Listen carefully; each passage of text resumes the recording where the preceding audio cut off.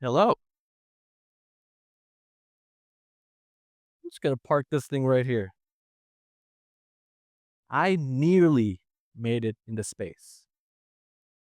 I'm a almost astronaut. Space has always been an obsession of mine.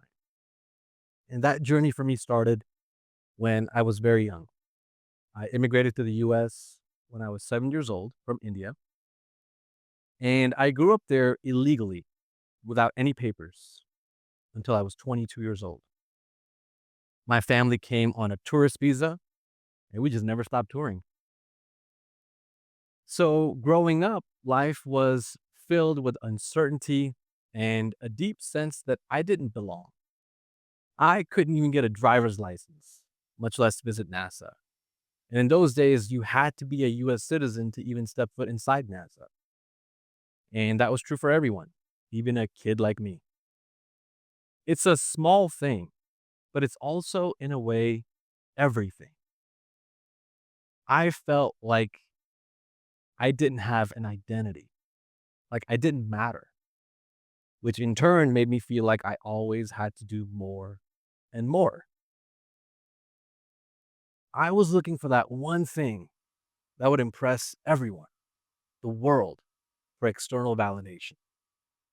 That there was something out there, some achievement or accolade or advanced degree that would make it so that people would have no choice but to accept me. Like giving a TED talk. I would lay on the roof of our house every night, just look into the stars. And that's where I would find that sense of belonging that I craved.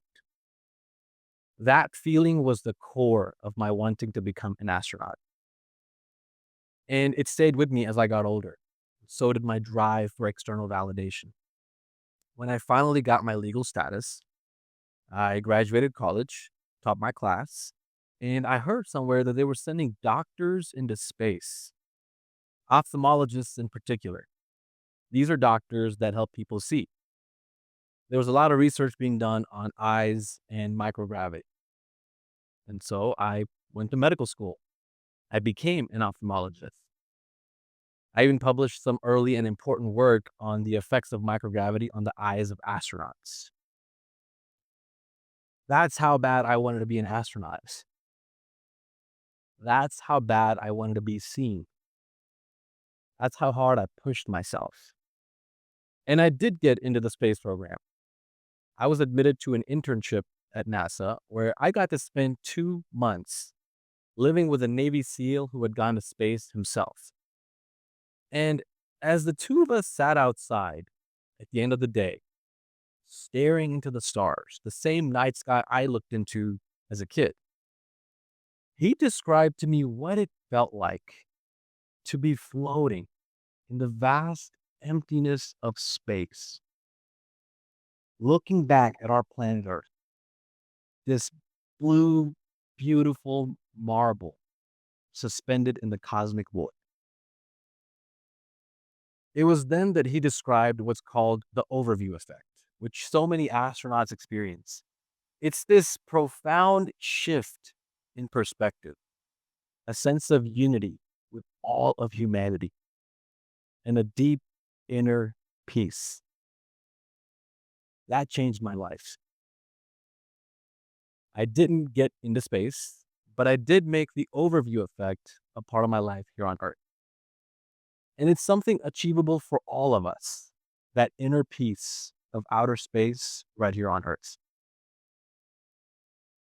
In today's fast paced, achievement driven society, many of us fall into what I call pathological ambition. We see it everywhere: leaders, celebrities, people all around us, just chasing validation, building walls of achievement that only isolate us further.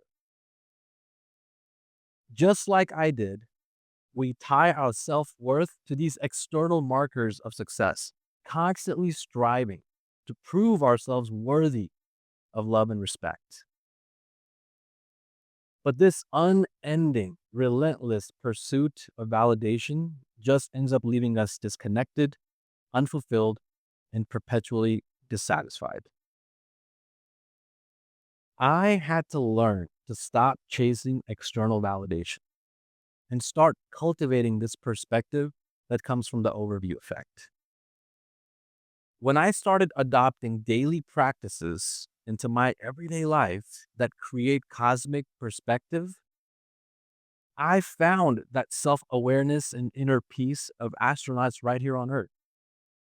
And I hope that what I share with you today will help you see that this is achievable and totally possible for you as well.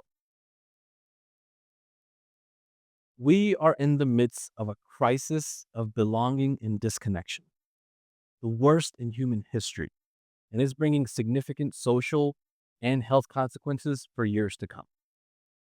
According to a 2024 poll by the American Psychiatric Association, 1 in 3 adults suffer from chronic loneliness. And this is more than just a feeling. The US Surgeon General has stated it is as harmful to our physical health as smoking almost a pack of cigarettes a day.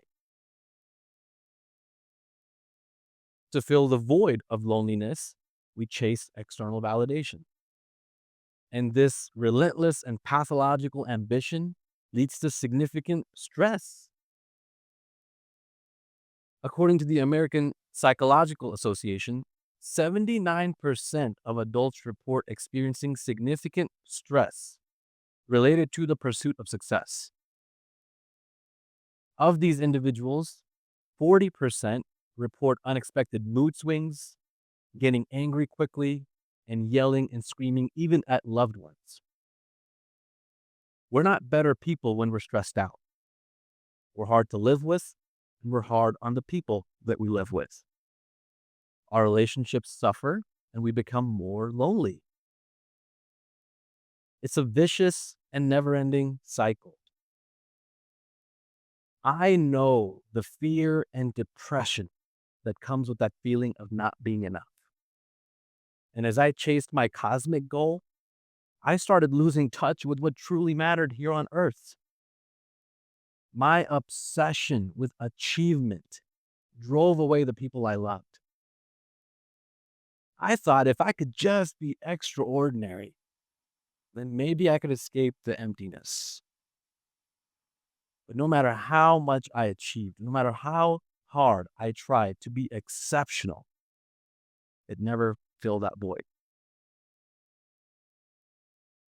And then I remembered feeling that same sense of loneliness as a child looking at the stars, wondering, do I belong anywhere?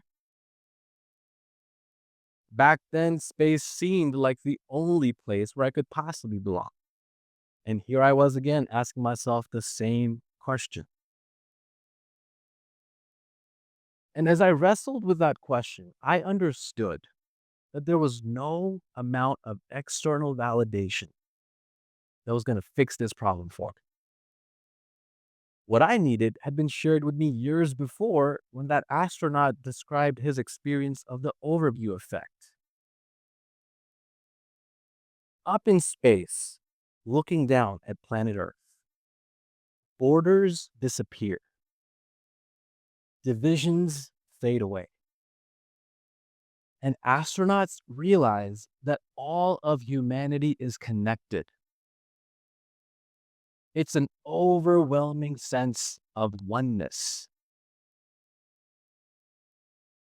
I wasn't disconnected because I hadn't achieved enough, but because I hadn't learned the lesson of the overview effect. That belonging isn't something you achieve, it's something you realize when you recognize that we are all part of the same human experience. Can you imagine how different our world would be if our leaders, the ones responsible for some of the most entrenched conflicts in the world, if they realize that true belonging doesn't come from conquering and dominating land and people, but by recognizing that we are all connected?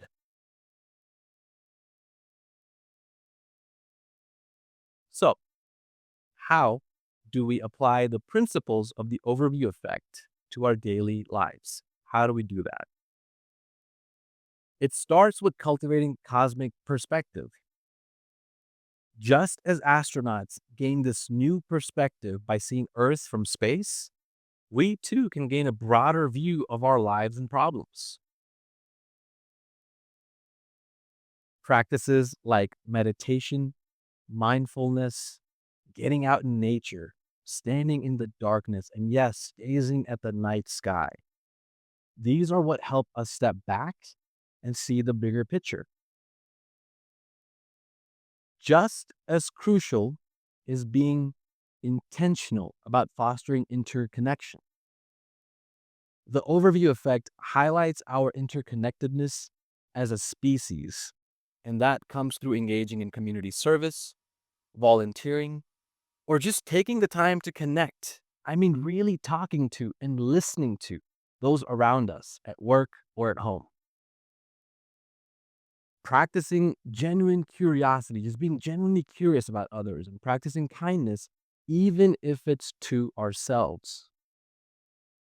These things go a long way. It takes time, and you have that time. You just need to find it.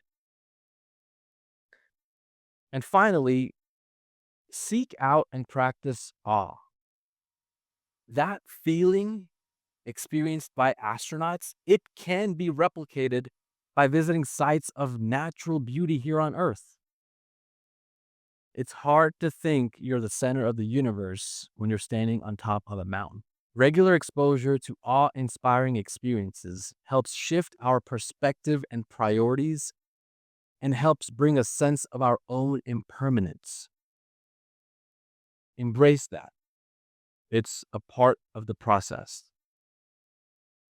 Astronauts report a heightened sense of awareness of Earth's fragility. We can do the same right here on Earth, an appreciation for the impermanence of our own challenges and successes, helping us detach from external validation. Let me share the moment that was the catalyst for me to create this cosmic perspective in my life. It wasn't in outer space, but in an inner space that we all hold dear. It was in an empty house after my wife left me. For months, she was begging me to get help for my unhealthy coping habits, my relentless pursuit of what I thought would win me acceptance. But I refused. I thought I could handle it on my own. But when I came home to find that she had left, and rightfully so, I realized that all the success I had been chasing meant nothing if I couldn't connect with the people I loved. I felt completely alone, as if I didn't belong anywhere, not in my relationship, not in my own life.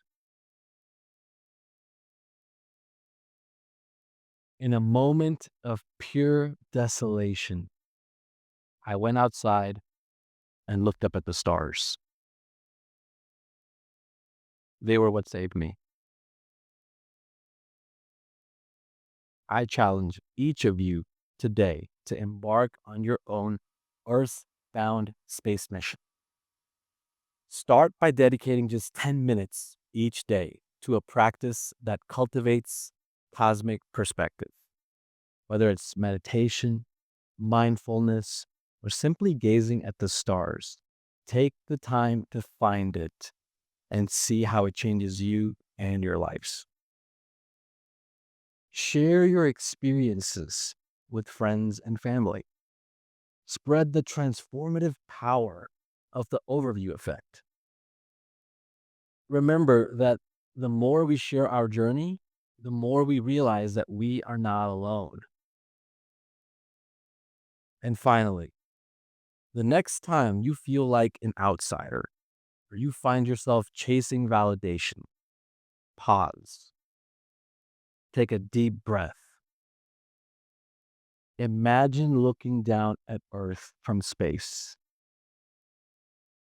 Remember that you are a part of this beautiful, interconnected world. You belong here. We all do. Thank you.